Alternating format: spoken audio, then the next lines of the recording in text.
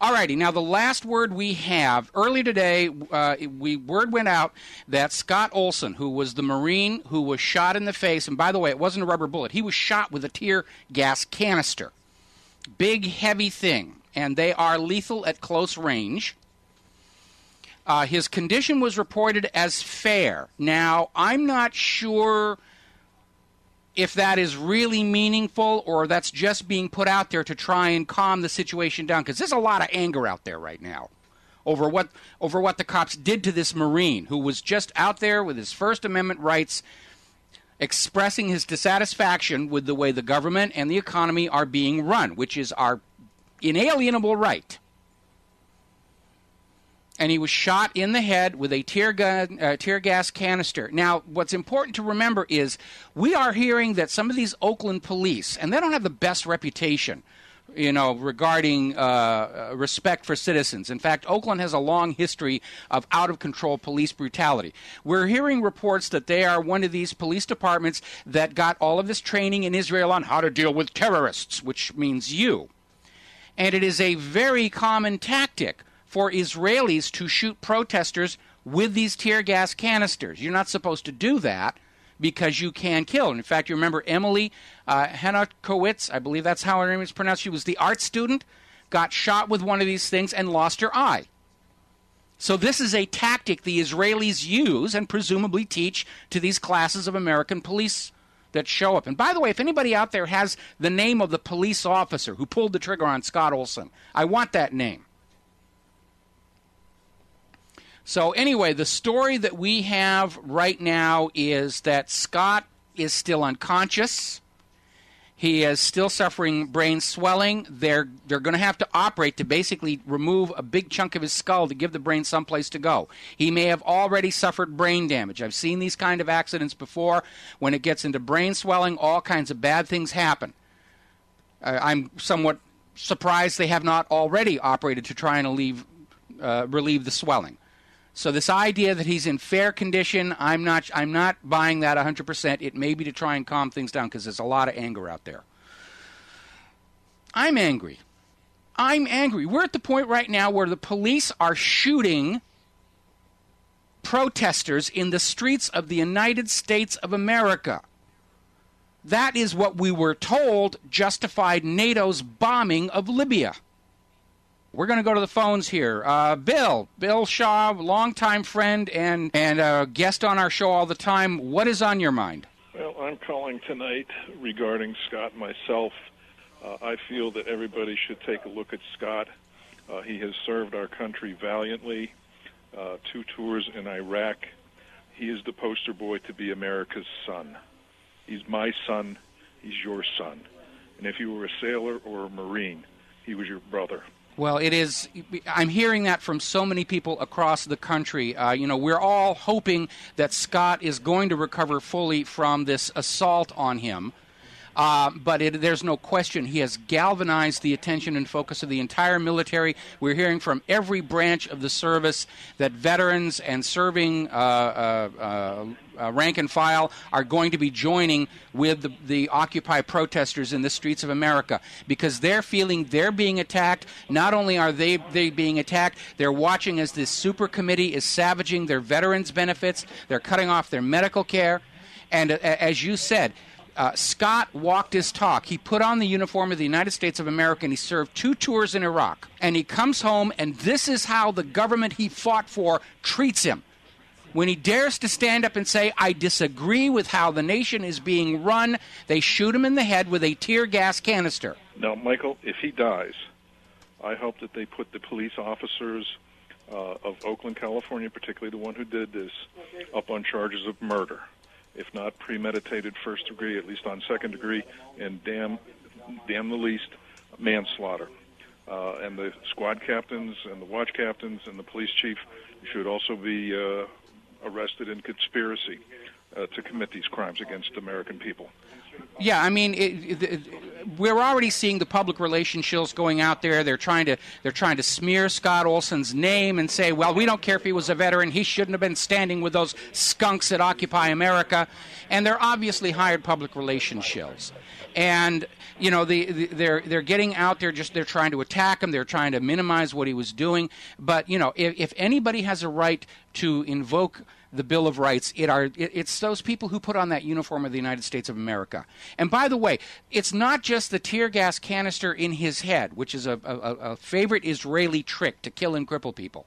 It's that flashbang grenade. Have you seen that video where Scott is lying on the ground and people are around him trying to care for him, and this cop on the other side of the barricade just casually flips a flashbang grenade into the middle of this crowd? Now, flashbang grenades at close range can kill people. And this guy just flips it in there, adding insult to injury. And by the way, all the public relations shills are out there trying to say, well, it's the fault of the protesters because they were throwing rocks and stuff at the police. No, they weren't. The videotapes that the police were hoping were never going to be made public are showing that the protesters were just standing there in a line and the cops just uncorked on them. Remember, we had that report yesterday where the police told the media to leave because they didn't want any coverage when they started the violence. And there's this bizarre story that has come out of Oakland where the TV helicopters for two of the networks, I think CBS and ABC, were up there overhead, and they both ran out of gas at the same time and had to leave just before the violence broke out. So, I'm not buying that one either. I've worked in TV and news long enough to know, they were told to leave the scene. But thank goodness for people who had cameras and hidden cameras, and the videos got out there, and it shows this atrocity, this war, this crime against humanity, against the American people and against God. Bill, stay with me. We're going to bring you back after these commercials. It's a huge mess out there, and it's because the money junkies decided to go on this gambling binge and wreck the economy. And now that the American people are standing up and saying, no, we're not going to pay for the losses, the U.S. government comes on down and starts shooting at people. Not the first time. We all remember how the U.S. government behaved during the bonus army that was camped out in Washington, D.C., the Pennsylvania Railroad strikes, where they just came in and said, well, you're not allowed to complain about your living conditions, and they just started shooting them. So the reality is, for all the propaganda you heard in school about what a wonderful government it is and how it looks after you and takes care of you, the reality is that it doesn't.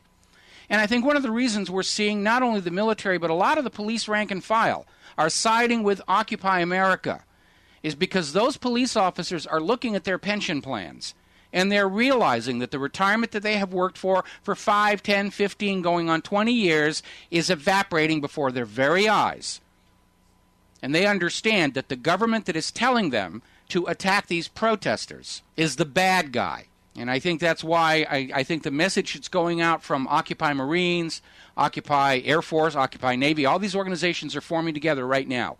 The message is the United States government cannot count on the military if it goes to a full-on violent confrontation. That's exactly what happened in Egypt. Mubarak sat up there and said, I'm the boss and you have to do what I say and I've got the army to back me up. And the army said, no, you don't.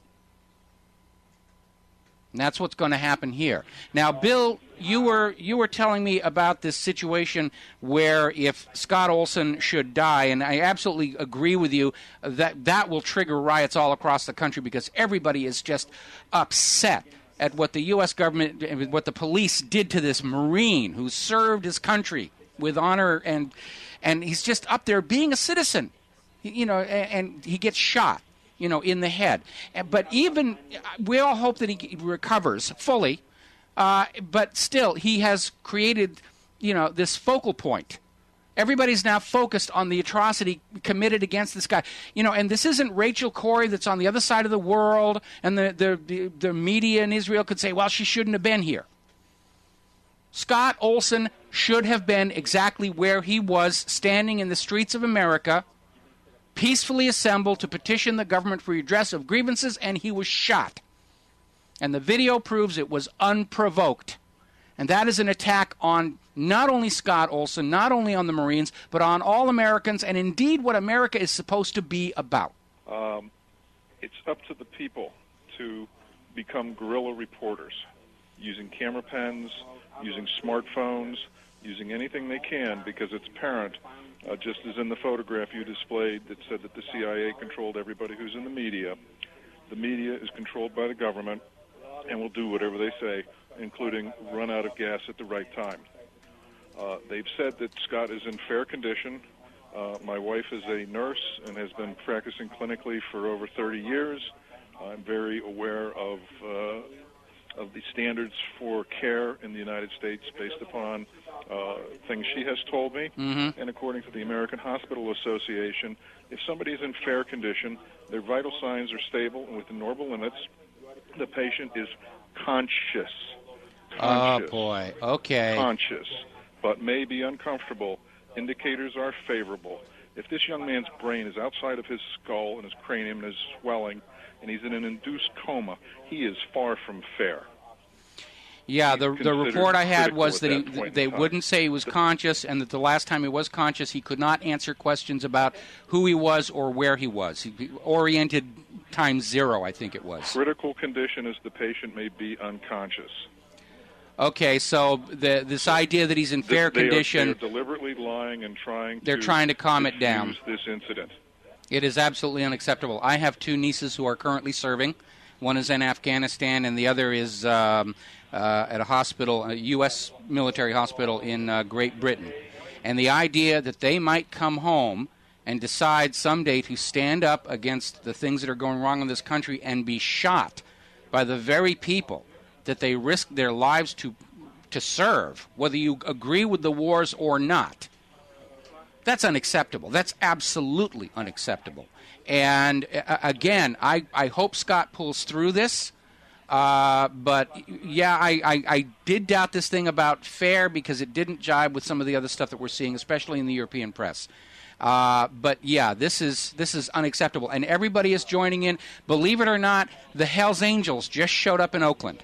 They're going to stand in front of the protesters, facing off the police, side by side with the Marines and the Air Force and the Navy and everybody who's showing up. And forget the media misperceptions about the Hells Angels. These are people you want on your side when the cops go rogue. I actually had a chance to hang out with them during a movie many years ago. They're actually very cool people. They just want to live life on their own terms, which is why they're such a threat to the power structure. So they do blood drives, they do toy drives, and this whole situation. So they're showing up. This is the whole nation is standing up and saying, no more.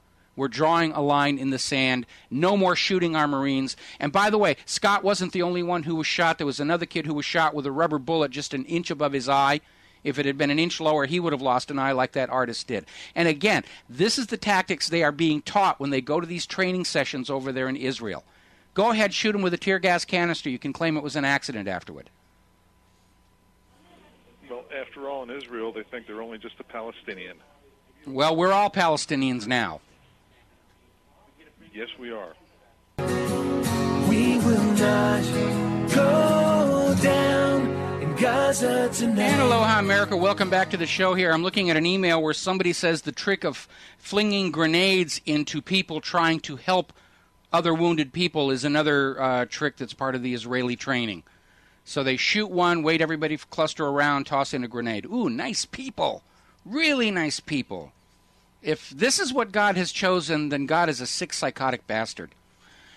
Now, obviously, the fallout, the backlash from what happened in Oakland is already having an effect. The Oakland mayor is now claiming that she supports the goals of the Occupy America, Occupy Wall Street.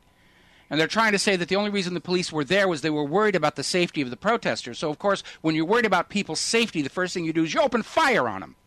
So we already talked about the flashbang grenade. Anyway, yeah, the Marines are showing up. The Marines are all over the social networks. They are furious, and they should be. Part of the Marine training, part of any military training is you are all one family. You are all brothers forever, even after you're out of the service. Every Marine is your brother forever, and you look out for each other. And so this attack on Scott Olsen in Oakland, California has enraged the Marine Corps rank and file. I'm sure within the officer corps and chain of command they're saying, well, we're just going to have to deal with this. But they're going to be dealing with a rank and file that are very much sympathetic to what's going on in Occupy America. And again, they're looking at all their homes that were foreclosed fraudulently. These big banks were abusing veterans and their families. Guys were serving in Iraq, couldn't get away, and, the wife is calling up and saying they're taking the home. We were current on the payment, but they're taking the home anyway. was a huge, huge scandal. They were specifically targeting serving military people, knowing they couldn't get away to come back and try and sort out the mess. So any government that tries to line up the military to say, you got to protect the bankers, oh boy, that's going to be a really hard order to get any enthusiasm going for. It's just amazing here.